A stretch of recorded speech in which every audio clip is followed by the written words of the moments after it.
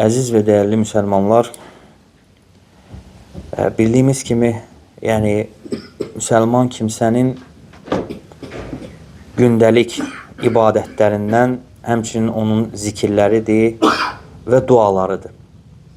Müsəlman kimsə gündəlik bu zikirlərlə və bu dualarla həm Allaha olan yaxınlığını və Allahla olan ünsiyyətini gücləndirir, imanını artırır və həmçinin bu zikirlər və dualar səbəbi ilə müsəlman kimsə özünü qoruyur, özünü şər qüvvələrdən qoruyur və həmçinin bu zikirlər və dualar səbəbi ilə müsəlman kimsə özünü günahlardan qoruyur, Allahın qəzəbindən qoruyur və həmçinin şərlərdən, fitnələrdən qorunmuş olur. Ümumiyyətlə, zikirlərin və duaların insan üçün çox böyük faydaları var. Və müsəlman da əlbəttə sadəcə boş vaxtı olanda yox, çalışmalıdır ki, daimi zikirdə olsun. Çalışmalıdır ki, daimi zikirdə olsun. Və bir gün Peyğəmbər sallallahu aleyhi və səlləmin yanına sahabələrdən birisi gəlir və Allah elçisi sallallahu aleyhi və səlləmə bəzi şəri əhkamların onlara çətin gəldiyini, ağır gəldiyini xəbər verir. Əslində heç bir çətinlik yoxdur. Və Peyğəmbər sallallahu aleyhi və səlləm həmin sahabəni yönəldir ki, bu xeyir qapısına, zikir qapısına yönəldir və ona deyir ki, dilin Allahı zikir etməklə islah qalsın. Burada qəsd olunan insanın daimi zikirdə olmasıdır. Müsəlman kimsə sadəcə boş vaxtı olanda, sadəcə müəyyən vaxtlarda yox, çalışmalıdır ki, bütün vaxtı Allahı zikirdə keçirsin. İstər iş görür, istər minikdədir, istər yol gedir, fərq etməz. Çalışmalıdır vaxtının çoxsunu Allahı zikirlə doldurmağa. Və bu zikirlərin də ki, əlbəttə ki, ən əfsəllərindən, ən üstünlərindən, müsəlman üçün ən çox möhtac olduğu zikirlərdən istiğfardır. İstiğfar diləməkdir.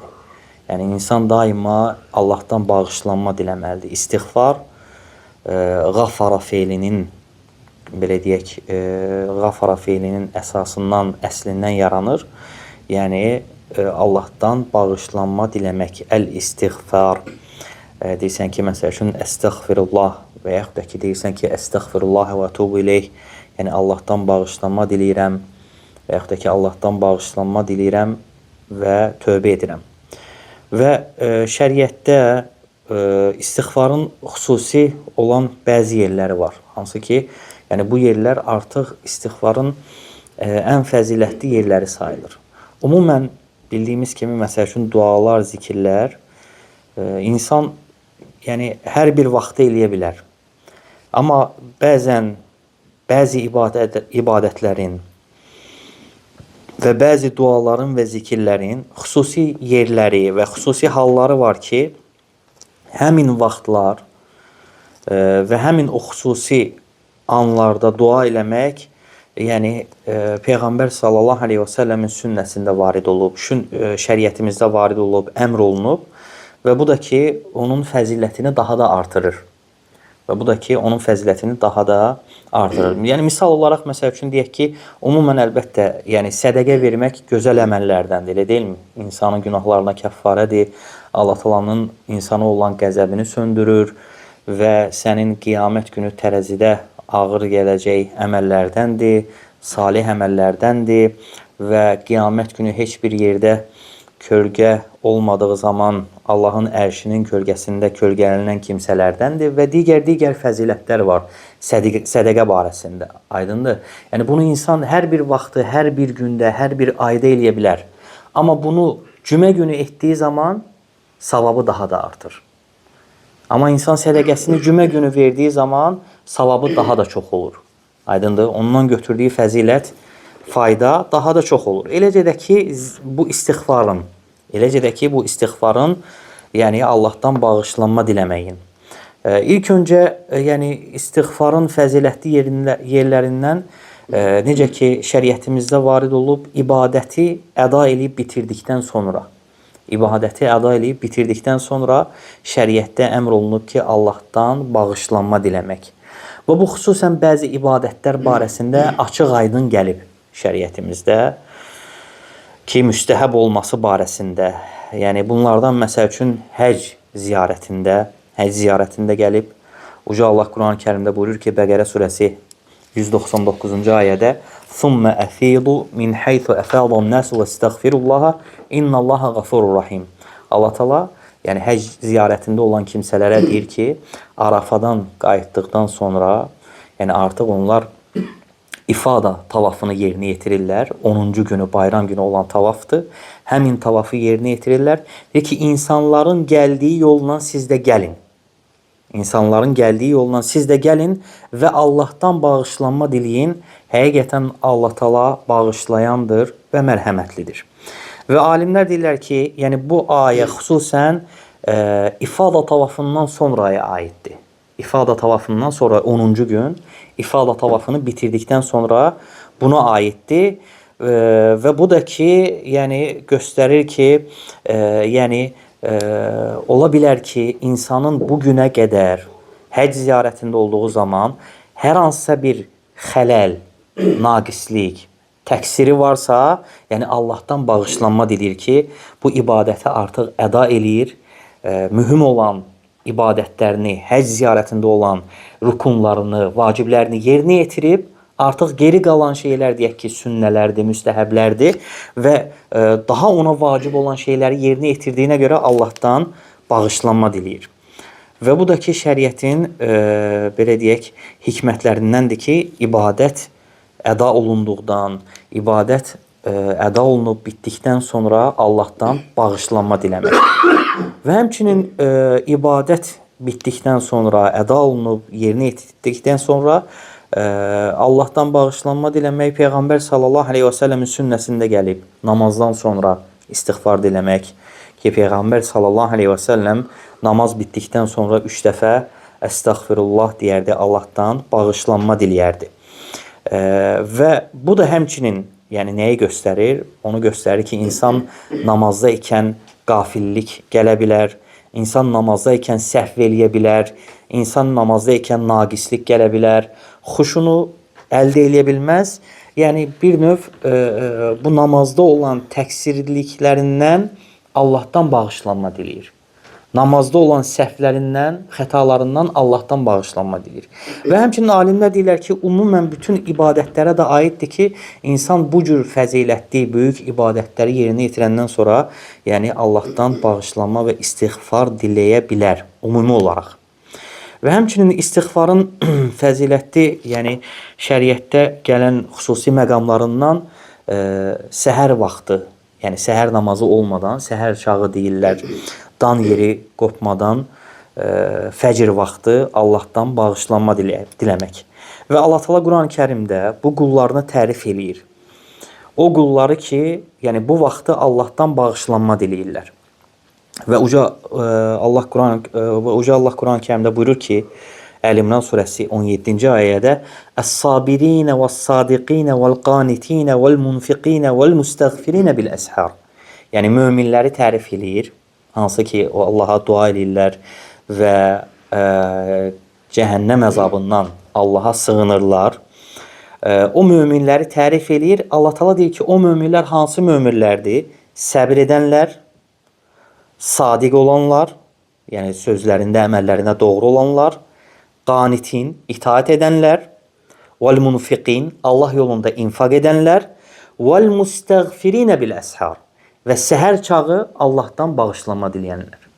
Səhər vaxtı, sübh çağı Allahdan bağışlanma diləyənlər. Və bu sübh çağı, yəni sübh namazından əvvəldir. Sübh çağı sübh namazından əvvəldir.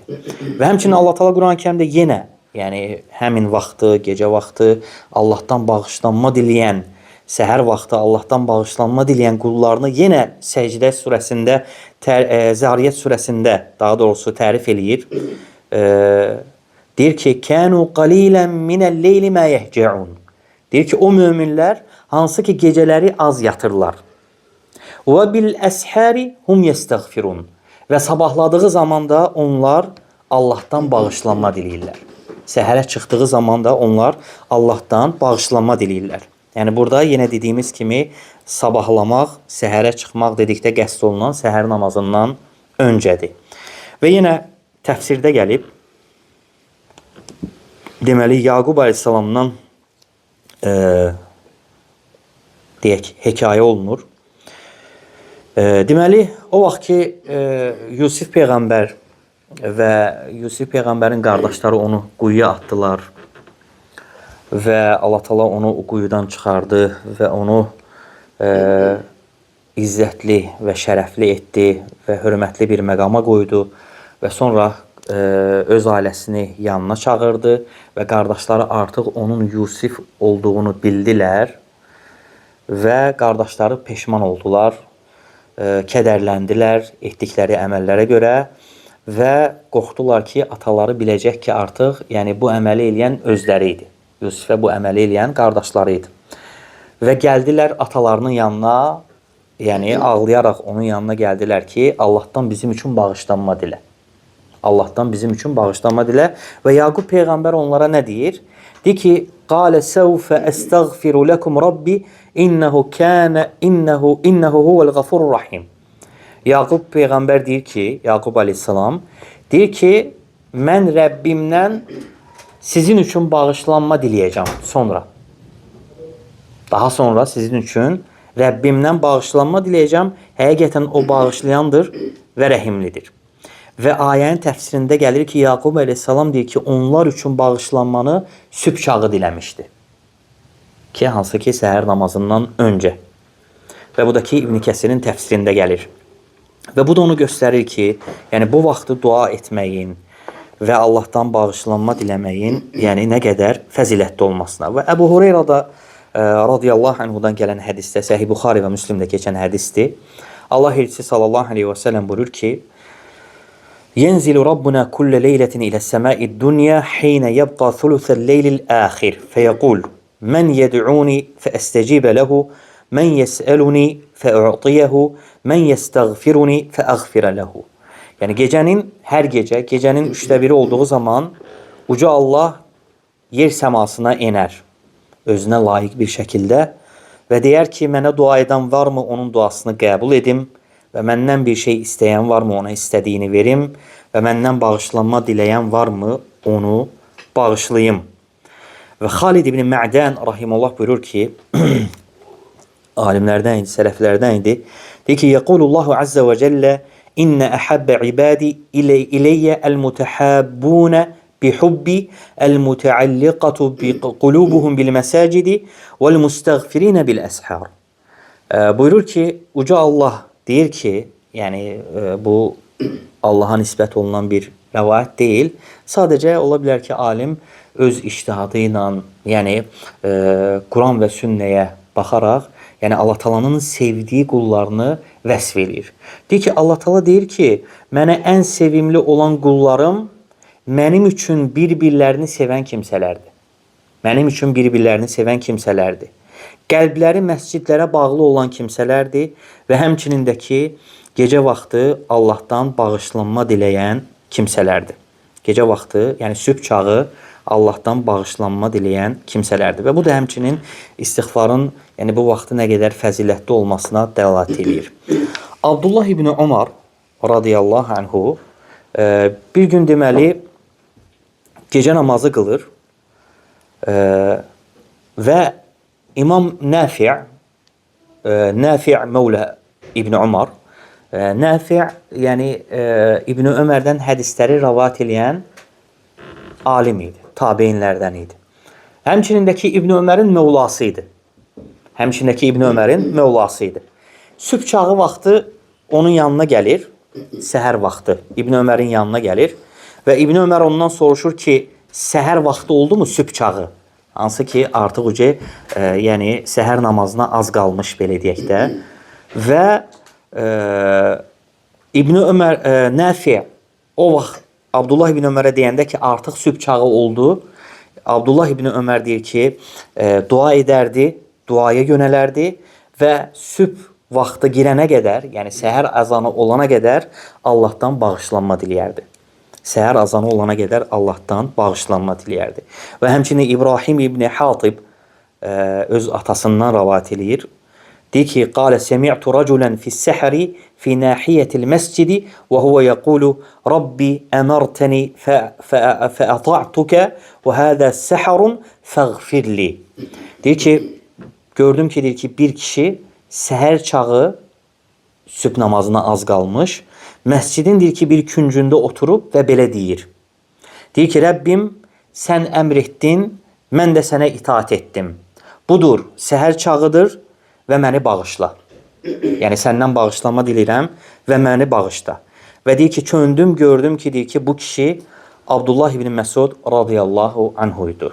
Abdullah ibn Məsud radiyallahu anhuydu. Bu da həmçinin İbn Kəsirin təfsirində rəvat olunur. Və həmçinin digər fəzilətli vaxtları üstün tutmaq daha gözəl olandı, daha yaxşı olandı ki, yəni bu fəzilətli vaxtlarda duanın, zikrin daha da fəzilətli olmasına səbəbdir.